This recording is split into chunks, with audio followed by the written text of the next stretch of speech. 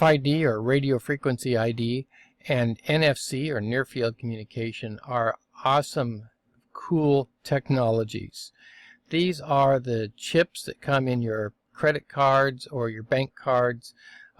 They are the cards that open up doors, such as around the campus. They are the where you can hold your phone or a card close to a device, tap the device, or just hold it close and pay for things. These are interesting. They actually are little computers, little computer chips, but they have no battery, no power. They are actually powered by the radio frequency itself. The first known, at least as far as I know, the first known use of this technology was a bug device placed in the U.S. Embassy in Moscow. And I have given you a link to the website that is on, and here it is. The thing was called the Thing, or the Great Seal Bug. So you can see the size of this device. This was given by the Russians to the U.S. Embassy to Russia. It was a gift, right? Like a Trojan horse, a gift.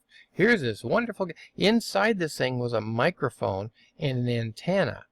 And all that the Russians had to do was to park a big van outside the embassy, an unmarked van, and flood this thing with radio signals at the right frequency to turn this thing on and power it. And then they could listen to everything.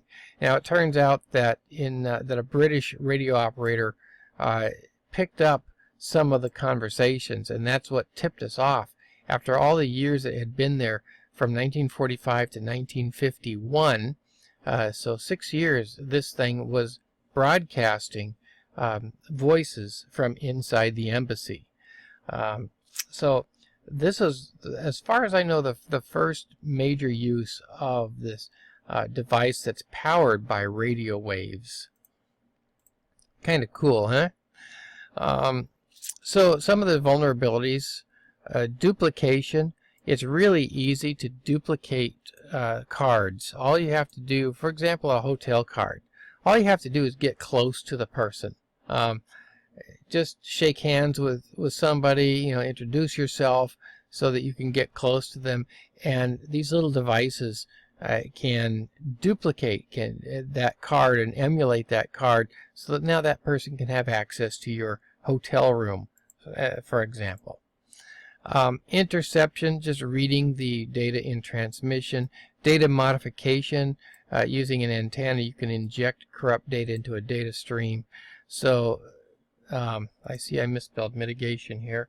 Oh, there's an MIT. There we go. So these are some things that you can do. I'm not going to get into details of how it's done, of course, and you can research those on your own. But next we'll talk about the mitigations for these RFID and NFC cards and chips.